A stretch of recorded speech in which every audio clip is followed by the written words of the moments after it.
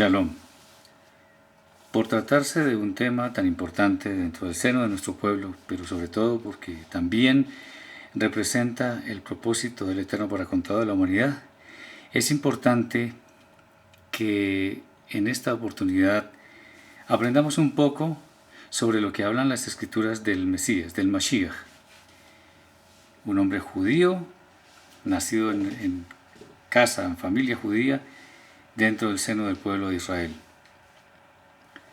Para comenzar, podemos decir que en el Tanaj, en el Antiguo Testamento, no existe ninguna referencia directa a una persona con el título de el Mashiach, y esto es importante que lo tengamos en cuenta. No significa que sea incorrecto, sino que técnicamente no está escrito. Sin embargo, existen muchas profecías y tipologías que nos llevan a entender que existe una persona, digámoslo así, representante del Eterno, para consumar todos los planes de la redención. En ninguna parte entonces existe este concepto. Sin embargo, con la ayuda del Eterno trataremos de visualizar un poco mejor qué es lo que nos dicen las escrituras de este personaje. Ya en el Nuevo Testamento hay unas palabras solemnes de Yeshua. Vamos a mirar por un momento el Evangelio de Juan, capítulo 5, versículo 39, y también los versículos 46 y 47. Dice lo siguiente: escudriñad las Escrituras, porque a vosotros os parece que en ellas tenéis la vida eterna, y ellas son las que dan testimonio de mí. Versículos 46 y 47. Porque si creyeseis a Moshe, me creeríais a mí, porque de mí escribió él. Pero si no creéis a sus escritos, ¿cómo creeréis a mis palabras? Estas son palabras de Yeshua a sus talmidim. Esta es la versión Reina Valera. También encontramos unas palabras muy interesantes en la carta a los Colosenses del apóstol Pablo. En la carta a los Colosenses nos dice lo siguiente. Vamos a mirar el capítulo 1, versículo 16. Capítulo 1, versículo 16, refiriéndose al Mesías, al Mashiach. Porque en él fueron creadas todas las cosas, las que hay en los cielos y las que hay en la tierra, visibles e invisibles, sean tronos, sean dominios, sean principados, sean potestades. Todo fue creado por medio de él y para él. En la versión hebraica, que llamamos Código Real, al final dice: y teniéndolo a él en cuenta, o sea que él es el modelo de la creación, refiriéndose al Mashiach. Es interesante que en el Talmud, en el Tratado Sanedrín, folio 98b, está escrito lo siguiente: dijo Rav, el mundo fue creado solo por David. Dijo Shemuel, por Moshe. Dijo el rabí Yohanan, por el Mashiach. Esto es interesante porque en el seno de nuestro pueblo el tema del Mashiach es fundamental para entender bien lo que es el judaísmo y sobre todo, más que judaísmo, lo que el Eterno tiene dentro de su Torá, legado para nuestro pueblo y también para la humanidad. Estos textos nos sirven como contexto para tratar de mostrar cómo los escritos sagrados nos hablan del Mashiach, pues él es el referente del Eterno para consumar, como ya lo hemos dicho, sus propósitos más sublimes, entre los que están la redención final de la humanidad. Hablaremos un poco entonces, no solamente de textos sagrados que hablan de la vida del Mashiach, sino de profecías que apuntan hacia su vida y a lo que él haría, y también tipologías, o sea, símbolos que en cierta forma profetizan la labor del Mesías en el mundo. Entonces es importante sumergirnos en los principales eventos en la vida del Mashiach de manera que entendamos más fácilmente las sencillas pero a la vez profundas palabras de nuestro Santo Maestro y de los escritos sagrados. Vamos a mirar un texto que ha sido controversial especialmente en este último tiempo. Vamos a ver el libro de Juan, la Masorá de Yohanan, el Evangelio de Juan, capítulo 1, versículo 1 y siguientes. Es importante que entendamos muy bien de qué trata este texto. Las versiones no hebraicas, o sea, estamos hablando de la Reina Valera de 1960 y otras, dicen algo así. En el principio era el Verbo, y el Verbo era con Dios, y el Verbo era Dios. Por supuesto, esto hace que mucha gente entienda que el Mesías es Dios mismo. Y por supuesto, esto no es lo que quiere decir el texto. Si vamos a la versión hebraica, leemos lo siguiente. Desde un principio era Dabar de Elohim, y aquel Dabar estaba siempre ante Elohim, y el Dabar que ya existía era Elohim, o era la expresión misma de Elohim. ¿Qué diferencia, verdad? Hay una gran diferencia. Vamos a explicar. Cuando aquí vemos la versión de la Reina Valera, estamos leyendo algo que tiene fundamentación griega, traducciones de textos griegos que además están erróneos. Pero cuando acudimos al sentido hebreo de las palabras, vamos a ver cosas muy diferentes. Desde un principio era Dabar de Elohim. Dabar es la palabra de Elohim, que es algo fundamental que entendamos. Él era Dabar de Elohim. Ahí no dice Dios tampoco. No dice Dios, dice Elohim, porque Elohim fue el creador de todo. Y aquel Dabar, o sea, que aquella palabra, estaba siempre ante Elohim, y el Dabar que ya existía era la expresión misma de Elohim. Mucha gente dice, eso se refiere a Jesús, hablándolo cristianamente, por decirlo de alguna forma. Sin embargo, esto está lejísimos de expresar el verdadero sentido de estas palabras. Si esto se refiriera a Jesús directamente, o a Yeshua, refiriéndonos ya al rabino judío que es el Mesías, lo diría desde un principio. O sea, desde un principio era Yeshua, y Yeshua era con Dios, y Yeshua era Dios. Ahora, si lo tomamos en la versión hebraica, no vamos a entender absolutamente nada, porque podríamos decir, desde un principio era Yeshua de Elohim, y aquel Yeshua estaba siempre ante Elohim, y el Yeshua que ya existía era Elohim. No tiene absolutamente ningún sentido. Entonces, aquí nos estamos refiriendo es al Dabar, a la palabra de Elohim. Sigamos, versículo 2. Este existía desde un principio ante Elohim. Estamos en la versión hebrea. Ya vamos a seguir usando esta versión hebrea, que es la que nos expresa muchísimo mejor el sentido de las palabras, de los textos de la Torah y de el legado que tiene el Eterno para nosotros. Versículo 3. Todas las cosas por Dabar fueron ellas, y sin ello nada de lo que ha sido hecho fue hecho. Ahí estamos siguiendo con el tema del Dabar. Versículo 4. En él estaba la vida, y la vida era la luz de los hombres. Sí, el tema sigue siendo el Dabar. Ahí no estamos hablando del Mesías, no estamos hablando de nada más que del Dabar de Elohim. Y la luz en las tinieblas resplandece, y las tinieblas no prevalecieron contra ella. Aquí hay un corte, por decirlo así, para hablar de alguien diferente. Dice, hubo un hombre enviado de Elohim nombrado Yohanan, o sea, Juan el Bautista, o Yohanan el Inmersor. Este vino como testigo para que diera testimonio de la luz, a fin de que todos tuvieran fe obediente por medio de él. Estamos hablando de Yohanan, de Juan, que iba a dar testimonio de la luz, de esa luz de la cual anteriormente, en los anteriores versículos ya nos hemos referido. El Dabar es la luz, porque ahí está diciendo, en el Dabar estaba la vida, y la vida era la luz de los hombres. O sea, el Dabar era la luz, y esta luz es de la cual da testimonio Yohanan. Versículo 8. No era él la luz, o sea, Yohanan no era la luz, sino para que diera testimonio de la luz, o sea, de ese algo o alguien que es la luz. La luz verdadera que alumbra a todo hombre cuando nace en esta edad presente. Ese es el versículo 9. Versículo 10. Estaba ya en el mundo, y por él fue hecho el mundo, pero el mundo no le conoció. Por eso citamos el versículo Colosenses 1:16. Interesante lo que dice el versículo 11, que es bastante diferente. A los de su propio oficio vino, pero ellos no lo aceptaron. Versículo 12. Mas a todos los que lo aceptaron, los que creen en su autoridad, les dio derecho de ser llamados jueces y sacerdotes de Elohim.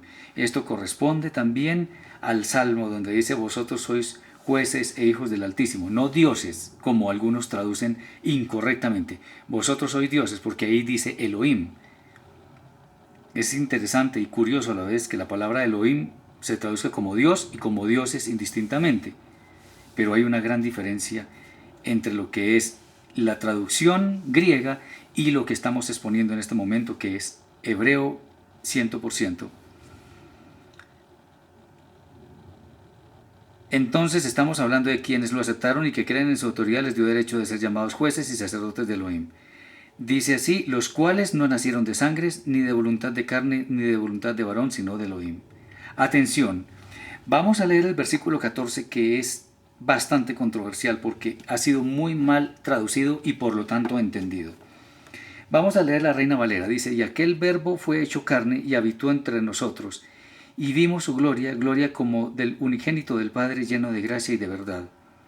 Interesante lo que dice una versión que es basada en la Reina Valera, no es una versión hebrea, pero asombrosamente exacta. Dice lo siguiente, esta es una versión que se llama Biblia Textual, Reina Valera, el Nuevo Testamento, la pasta es de algunos cuadros en letras griegas, o sea que esto sigue siendo cristiano, por decirlo así. Pero es interesante porque dice, y el verbo se hizo carne y tabernaculizó entre nosotros y contemplamos su gloria, gloria como del unigénito del Padre, lleno de gracia y de verdad. Ahora la versión del Código Real, la versión hebrea, dice lo siguiente, y el dabar que el Eterno tenía en su seno se hizo carne y tabernaculizó entre nosotros y contemplamos su gloria, gloria como la del único en su clase del Padre, lleno de Gesed, o sea, bondad, y Emet, verdad. Qué interesante, qué interesante. ¿Qué significa esto? Vamos a explicar un poco. Esto tiene que ver con el hecho de cómo se conciben las cosas. Vamos a hablar de lo que puede ser un ejemplo clásico. Hay 4 estadios por los cuales se desarrolla una idea. El primero, vamos a suponer que yo quiero una casa. Entonces, el primer estadio de esa idea es justamente yo quiero una casa. El segundo estadio es yo quiero una casa con 3 habitaciones, con una sala, un comedor, una sala de estudio, qué sé yo, esos detalles. El tercer estadio es yo quiero que la primera habitación sea de tal color, que tenga los armarios o los closets en madera, que tenga un ventanal de tal forma, la segunda habitación, etcétera, etcétera, etcétera. Lo mismo la sala, el comedor. O sea, ya visualizamos la casa. Ese es el tercer estadio. Y el cuarto estadio es cuando ya tenemos la casa construida y ya la estamos disfrutando. En este caso, el dabar del Eterno, aunque estamos explicando en forma que humanamente podamos entender, los 4 estadios para el Eterno son la misma cosa porque en él todo es uno. Entonces, el Mashiach, que es la personificación o la realidad de ese deseo que tenía el Eterno, se materializa de acuerdo con lo que está escrito en el versículo 14. Esa persona, ese verbo, esa palabra, se materializó en alguien que es Yeshua. Pero vamos a leer otro pasaje que nos va a explicar qué significa eso de que tabernaculizó entre nosotros, porque de pronto es posible que no entendamos suficientemente bien. Vamos al libro de Lucas, en el cual podemos leer algo bien interesante. En el capítulo 2 dice lo siguiente: aconteció en aquellos días que se promulgó un edicto de parte de Augusto César que todo el mundo fuese empadronado. Este primer censo se hizo siendo Cirenio gobernador de Siria, e iban todos para ser empadronados cada uno a su ciudad.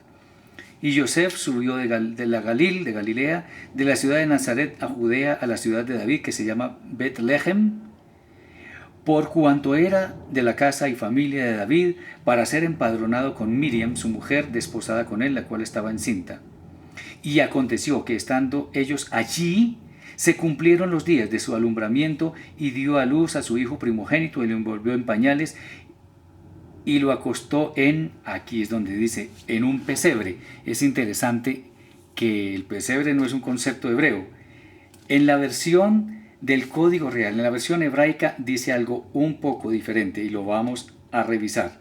Dice lo siguiente, en el capítulo 2 dice lo siguiente: y dio a luz a su hijo primogénito y lo envolvió con mantas sacerdotales y lo tenía en su regazo dentro de una sucá, porque no encontraron sitio para ellos en las posadas. Aquí vamos a entender algo interesante. ¿Qué fue lo que pasó con este censo?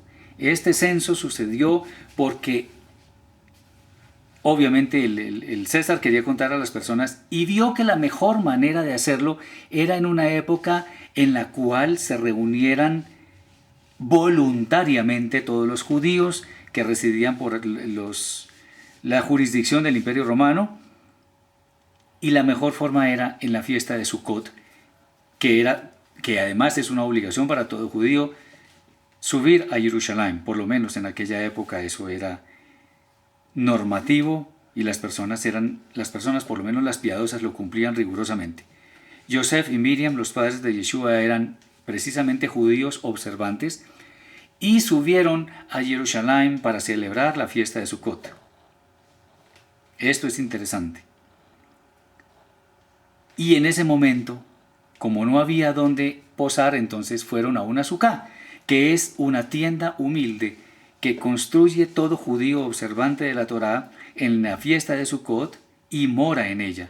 De manera que eso es también un mandamiento. O sea que lo que estaban haciendo Yosef y Miriam con su hijo Yeshua era cumplir una mitzvah, un mandamiento. Ahora, ¿qué tiene que ver esto con Juan 1:14? Pues mucho, porque cuando dice tabernaculizó entre nosotros significa que en el momento de su nacimiento, porque ahí dice el verbo o el dabar se hizo carne y tabernaculizó entre nosotros, o sea que se hizo material, nació ¿en dónde? En una sucá, o sea, durante la fiesta de Sukkot, o sea, la que llaman de los tabernáculos. O sea que el versículo también se puede traducir, y aquel verbo se hizo carne e hizo tienda, e hizo sucá entre nosotros. Entonces estamos viendo algo muy bello, muy interesante que tiene que ver con el hecho de su nacimiento, con el evento de su nacimiento. Aquí estamos viendo algo interesante, que es que la fiesta de Sukkot marca el nacimiento del Mashiach. Esto es una parte importante entenderla. De hecho, el profeta Mijá dice que Betlehem Efratá no sería un sitio importante, pero de él saldría el que sería legislador en Israel, el líder, el caudillo de Israel. Y aquí se cumple rigurosamente. En cuanto a la muerte del Mashiach, encarnado en la persona de Yeshua, este evento ocurrió exactamente en el momento en que se inmolaban los corderos para la fiesta de Pesaj. Él murió a la hora 9 del día, precisamente en la hora que mueren los corderos para ser ofrecidos, para ser también comidos por la noche en la cena de Pesaj, en aquel momento. De manera que la fiesta de Pesaj habla también del Mashiach, habla de la muerte del Mashiach. O sea, ya tenemos dos fiestas, la fiesta de Sukkot, en la cual nace el Mashiach, la fiesta de Pesaj, en la cual muere el Mashiach.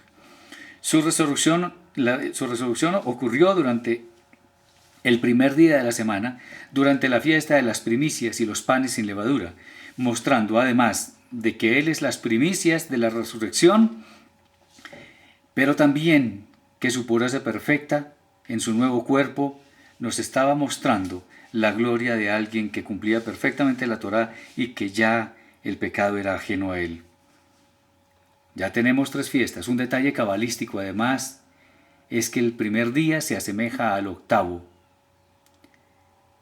El primer día se asemeja al octavo porque el ciclo de la semana son 7 días y el primer día es como si fuera octavo, que es el significado de lo nuevo y sobreabundante, de lo eterno y en gran manera bueno. O sea que el Mashiach en el octavo día adquirió un cuerpo perfecto, un cuerpo en gran manera bueno y preparado para vivir en la eternidad. La pregunta obligada es, ¿cuándo vendrá el Mashiach? Bueno, interesante, porque él dijo que el día y la hora nadie lo sabe. Este concepto es muy importante dentro del judaísmo. Vamos a explicar qué significa eso. No significa exactamente lo que la gente cree, que nadie sabe el día y la hora. No, no es exactamente esto. Hay que explicar que en tiempos antiguos, la luna nueva, o sea, el día de Rosh Hodesh, la cabeza del mes, era necesario que para que oficialmente se declarara un nuevo mes hubiera varios testigos. Pero como en ese entonces no existía la luz eléctrica ni las comodidades de hoy en día, era necesario que se avisara a los miembros del Sanedrín cuál era el momento en el que había sucedido el cambio de mes, o sea, la luna nueva. Los del Sanedrín decidían de acuerdo con el testimonio de varios testigos. Como era tan difícil, y especialmente para el séptimo mes, cuando se toca el shofar, el primer día, el Rosh Hodesh del séptimo mes, se toca el shofar, y era tan importante, llegó este día, por lo que ya hemos mencionado, a ser llamado el día escondido, o el día en el cual nadie sabe la hora. El día en el que nadie sabe la hora. Esto es el concepto hebreo de lo que es el Rosh Hodesh del séptimo mes. ¿Por qué estamos diciendo esto? Porque resulta que el séptimo mes, en el primer día, el Rosh Hodesh del séptimo día, es el momento en el cual está establecido que se debe tocar el shofar, o sea, el cuerno de carnero. ¿Pero esto para qué? Porque va a haber juicio. El shofar en esta fecha está asociado con el juicio, porque días después viene Yom Kippur. Viene el juicio. Muy bien. ¿Y quién hace el juicio? El juicio lo hace el rey. O sea que el shofar anuncia la venida del rey. Por lo tanto, Yom Teruah, que es otra de las fiestas establecidas por el Eterno en el libro de Levítico, capítulo 23, Parashá Emor, estamos viendo en este caso, con todo esto que estamos diciendo, que el Mashiach debería venir en una fiesta de Yom Teruah.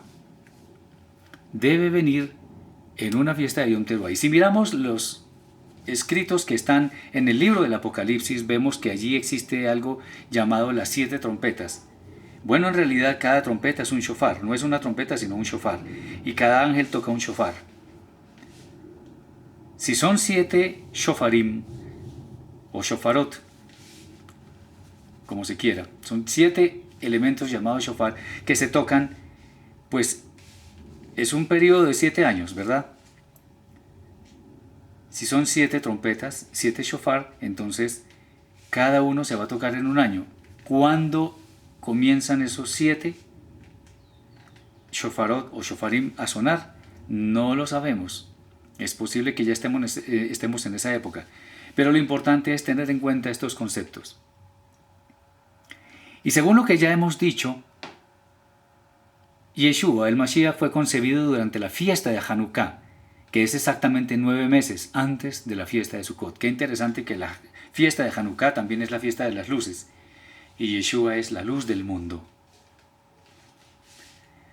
Podemos seguir hablando muchísimo sobre las fiestas, pero esto es solamente un abrebocas para que